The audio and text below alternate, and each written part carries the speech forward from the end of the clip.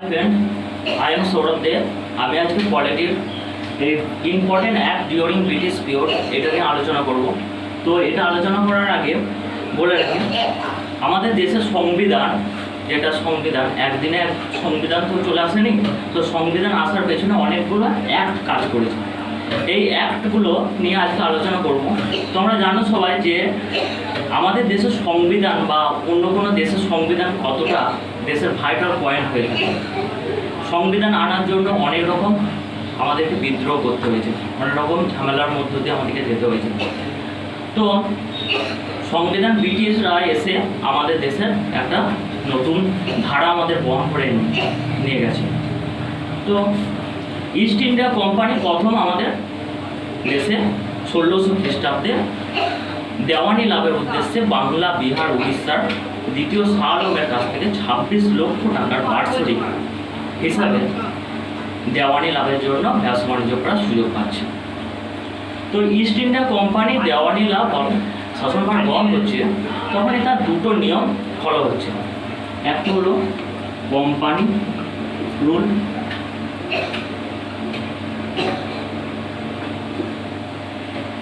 আরেকটা হলো crown rule.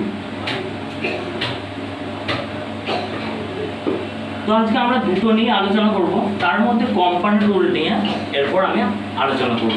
বললাম ইস্ট ইন্ডিয়া কোম্পানি দুটো নিয়ম চালু করেছে। একটা হলো কোম্পানি রুল, যেটা 1773 থেকে 1858 সাল পর্যন্ত চলছে, এবং আরেকটা হলো ক্রাউন রুল, যেটা 1858 থেকে 1947 সাল পর্যন্ত চলছে। তো কিছু অ্যাক্টের মাধ্যমে কোম্পানি রুলগুলো চালু হয়। সে ফার্স্ট অ্যাক্ট ছিল রেগুলেটিং অ্যাক্ট 1773 সাল। এই 1773 সালে এই অ্যাক্টে কী কী হয়েছিল সেগুলো আমি বলবো। তো প্রথম যেটা আসি, যে রেগুলেটিং অ্যাক্টের মাধ্যমে আমরা জানতে পারি যে গভর্নর জেনারেল অফ বেঙ্গল, এই যে একটা পদ, এই পদটা আমরা এই অ্যাক্টে জানতে পারি। এবং first governor general of Bengal ছিলেন লর্ড উইলিয়াম হেস্টিং। এবং এটার সাথে সাথে 2 নম্বরে আমরা জানতে পারি যে ইস্ট ইন্ডিয়া কোম্পানি ভারতে এসে দেখতে পায় যে তখনকার দিনে রাজারা কী করতো, তারা রাজত্বও করতো, শাসনও করতো, সবই আবার রাজ্য জয়ও করতো। কিন্তু এইটা তাদের ইস্টার্ন কালচারের মধ্যে পড়লো না। তো তার জন্য সে কী করলো, যে রাজা সেই শাসন করবে, আবার সেই বিচার করবে, এরকম বিচার করবে, আবার সেই রাজ্য জয় করবে, এরকম নয়। করলো East India Company Kolkata fort উইলিয়ামে সুপ্রিম কোর্ট স্থাপন করলো 1774 সালে। 1774 সালে কলকাতা ফোর্ট উইলিয়ামে সুপ্রিম কোর্ট স্থাপন করল। এবং এইটার সাথে সাথে রেগুলেটিং অ্যাক্টটা আর বিশেষ কিছু নেই, এই দুটি পয়েন্টের মাধ্যমে আমি বললাম। তো তারপর চলে আসে পিকড ইন্ডিয়া অ্যাক্ট 1784। এই পিকড ইন্ডিয়া অ্যাক্ট 1784 সালে কী হয়, ইস্ট ইন্ডিয়া কোম্পানি শাসন করার সাথে সাথে ব্রিটিশরা তাদের শাসনভার নিজের হাতে তুলে নেওয়ার চেষ্টা করছে। তো এইটা প্রথম আমরা জানতে পারি যে ব্রিটিশরা শাসনভার নিচে পিকড ইন্ডিয়া অ্যাক্টের মাধ্যমে।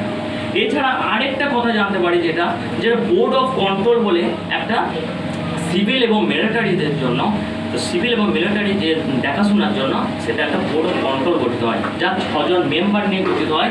এই board of control, board of control, যা 6 জন মেম্বার থাকে, 6 জন মেম্বার নিয়ে গঠিত হয় বোর্ড অফ কন্ট্রোল। তারপর আসি চার্টার অ্যাক্ট 1793। চার্টার অ্যাক্ট 1793 সালে কী হয়েছিল, ইস্ট ইন্ডিয়া কোম্পানি যে বাংলা, বিহার, উড়িষ্যাতে তাদের আধিপত্য বিস্তার করেছিল সেটা নয়। ইস্ট ইন্ডিয়া কোম্পানি তখন গোটা ব্রিটিশ টেরিটোরিয়াল ইন্ডিয়াতে তাদের শাসনভার বহন করেছিল। তাদের অ্যাডমিনিস্ট্রেটিভ বলুন, যে কোনো ধরনের শাসনভার তারা বহন করেছিল। এবং এর সাথে সাথে আরেকটা জিনিস কী হয়েছিল, যে আমরা দেখলাম 1784 সালে বোর্ড অফ কন্ট্রোলে 6 জন মেম্বার থাকছে, কিন্তু চার্টার অ্যাক্ট 1793 সালে সেই বোর্ড অফ কন্ট্রোলে 6 জন মেম্বারের পরিবর্তে 3 জন মেম্বার হচ্ছে, 3 জন মেম্বার। তো চার্টার অ্যাক্টের পর আরেকটা চার্টার অ্যাক্ট 1813 সালে তৈরি হচ্ছে। 1813 সালে এই চার্টার অ্যাক্টে কী বলা হচ্ছে, এটার মাধ্যমে কোম্পানি বাংলা, বিহার, উড়িষ্যাতে আধিপত্য একটা বিস্তার করেছিল দ্বিতীয় শাহ আলমের কাছ থেকে একটা নির্দিষ্ট দিনের জন্য। তো এই চার্টার অ্যাক্ট 1813 সালে আবার 20 বছরের জন্য তাদের আধিপত্য বিস্তার করা, অর্থাৎ ব্যবসা বাণিজ্য করার জন্য একটা ছাড়পত্র পাচ্ছে।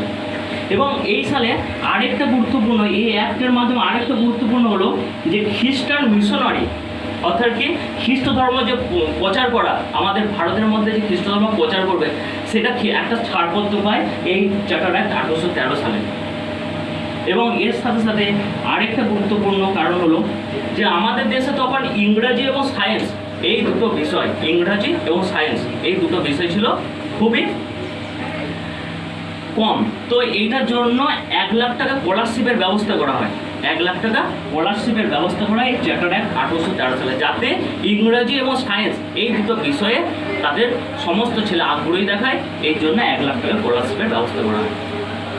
তো এরপর চলে আসি চার্টার অ্যাক্ট 1833। এই সালটা আমাদের কাছে খুব গুরুত্বপূর্ণ সাল। এই সালে যে আমরা দেখেছিলাম যে পিট রেগুলেটিং অ্যাক্টে গভর্নর জেনারেল অফ বেঙ্গল কথাটা এসেছে। তো আবার চার্টার অ্যাক্ট 1833 সালে এই সালটাতে আসছে গভর্নর জেনারেল অফ বেঙ্গল, এটা পরিবর্তন হয়ে হচ্ছে governor general of India. Governor general of বেঙ্গলটা পরিবর্তন হয়ে হচ্ছে governor general of India.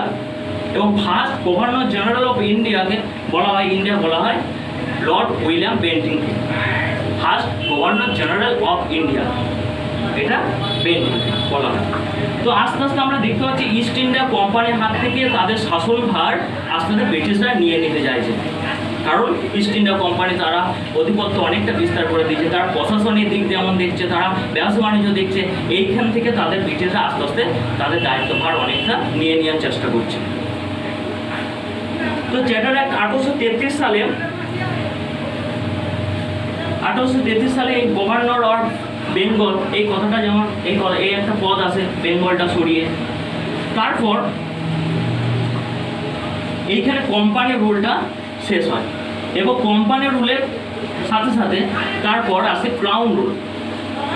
Crown রুলে প্রথমে আসে government of India act 1858, government of India act 1858। এই অ্যাক্টটাকে আমরা আরেকটা নামে ডাকতে পারি, যেটা হলো better government of India act, better government of India act.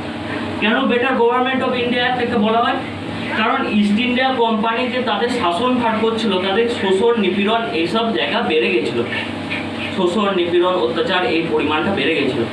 তো ব্রিটিশরা যেগুলো যে যদি ইস্ট ইন্ডিয়া কোম্পানিকে এভাবে শাসন করতে দেওয়া হয় তাহলে ব্রিটিশরা বেশি দিন থাকতে পারবে না। তার জন্য কি করলো, তারা মানুষের কাছে নতুন ভাবমূর্তি আনার চেষ্টা করলো যে আমরা একটা বেটার গভর্নমেন্ট আনছি, যেটা এদের সব তথ্যের অন্য বিরুদ্ধে, যেগুলো একটা ভালো একটা দিক হতে পারে।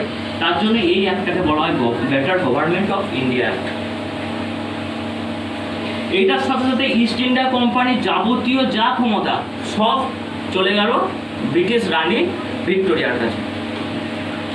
এবং রানী ভিক্টোরিয়া তখন ওই গভর্নমেন্ট জেনারেল অফ বেঙ্গলটা পরিবর্তন হয়েছে গভর্নর জেনারেল ইন্ডিয়াতে হয়েছিল, ওইটার সাথে সাথে আরেকটা পদ রাখলেন যেটা হলো ভাইস রয়, যা সবার উপরে থাকবে ভাইস রয়। ভাইস রয় পদটা এই রানী ভিক্টোরিয়া এটা প্রথম ঘোষণা করলেন। তারপর আসি Indian council act 1909। Indian council of 1909 এই সালটাকে আমরা মরলে মিন্টো রিফর্ম নামেও জানি, মরলে মিন্টো রিফর্ম এই নামেও আমরা বলতে পারি, মরলে মিন্টো রিফর্ম। আচ্ছা, এটা মরলে মিন্টো রিফর্ম কেন বলা হয় সেটাই বলুন। তো মরলে মিন্টো রিফর্ম এই 1909 সালে ইন্ডিয়ান কাউন্সিল অ্যাক্টের মাধ্যমে গোপালকৃষ্ণ গোখলে সে মরলের সাথে দেখা করে ইংল্যান্ডে, কি দাবি নিয়ে, যে আমাদের একটা নতুন আইন, যে এক্সিস্টিং লটাকে নতুনভাবে পরিবর্তন করতে চায়, যে নতুনভাবে আনতে চায়, তাকে এক্সিস্টিং লটাকে তারা এক্সটেন্ড করতে চায়, যে নতুন একটা অন্য একটা ল আসুক। তো মরলের সাথে গোপালকৃষ্ণ গোখলে দেখা করেন। অন্যদিকে আগা খানের নেতৃত্বে কিছু মুসলিম 1906 সালে যে সিমলা অধিবেশনটা হয়েছিল, সিমলা অধিবেশনের পর 1906 সালে সিমলা অধিবেশনের পর কিছু আগা খানের নেতৃত্বে মুসলিম সে দেখা করে মিন্টোর সাথে। তাদের দাবি ছিল যে পৃথক জাতি পৃথক নির্বাচন ব্যবস্থা, পৃথক জাতি পৃথক নির্বাচন ব্যবস্থা, তাদের জন্য আলাদা আলাদা যেন নির্বাচন ব্যবস্থা করা হয়। তো 1906 সালটা আমরা আরেকটা বিষয়ে জানি, এটা যেহেতু পলিটির ক্লাস, সেহেতু ইতিহাস নিয়ে কোনো কিছু নেই, তো আমি তো বলে রাখি 1906 সালে মুসলিম লীগ তৈরি হয়। তো সেই মুসলিম লীগ থেকেই এই কথাটা এসেছিল যে সিমলা অধিবেশনের মাধ্যমে মিন্টোর সাথে দেখা করে এই ঘটনাটা ঘটে। তো পরবর্তী ক্ষেত্রে আমরা দেখতে পাই 1909-এর পর যে মরলে মিন্টো, এই গোপালকৃষ্ণ গোখলে এবং ওই আগা খানের নেতৃত্বে যে সমস্ত দাবিগুলো ছিল তাদের দাবিগুলো মেনে নিয়েছিল। পরবর্তী ক্ষেত্রে আমরা দেখতে পাই।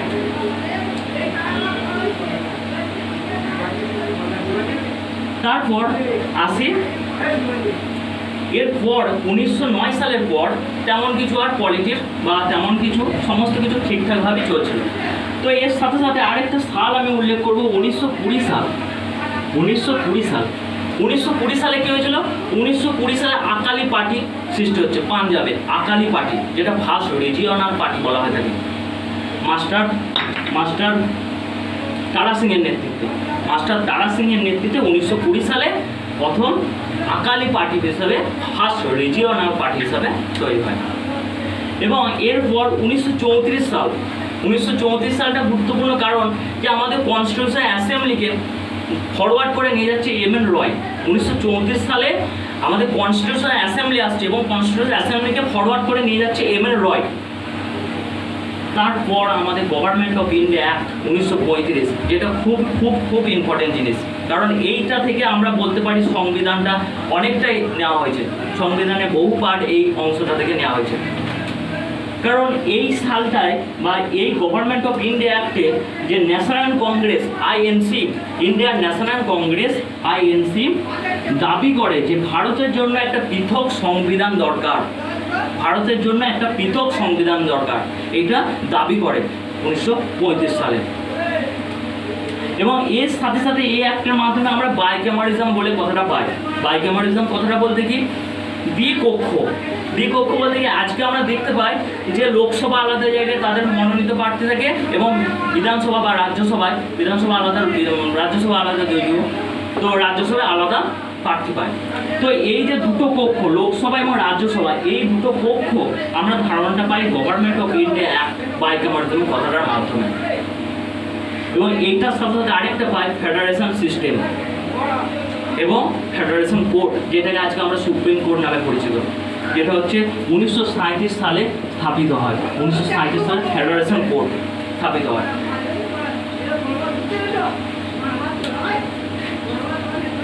এরপর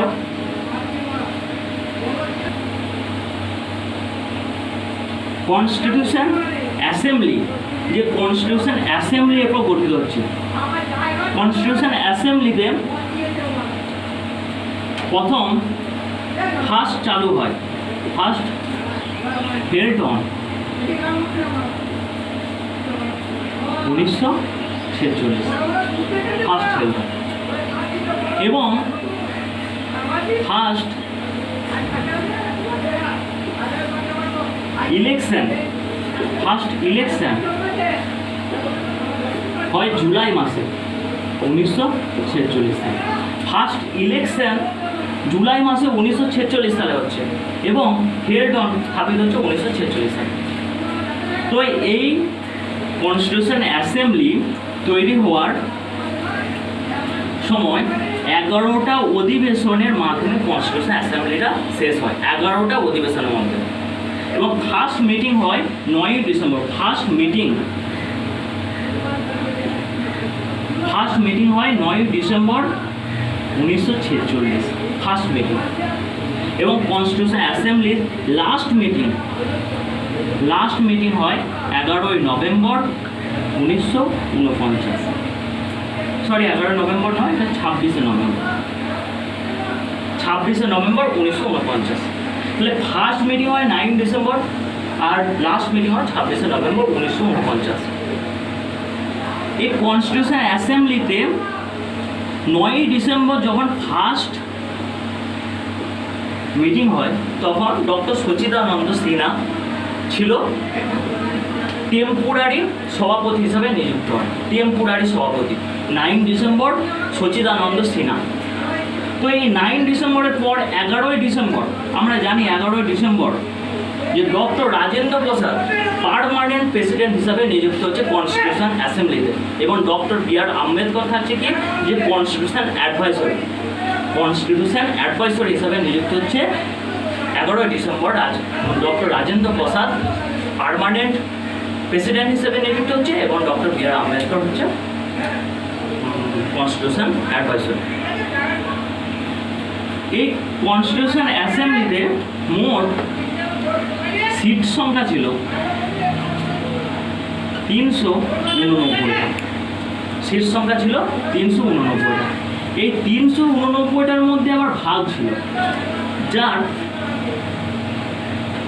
292টা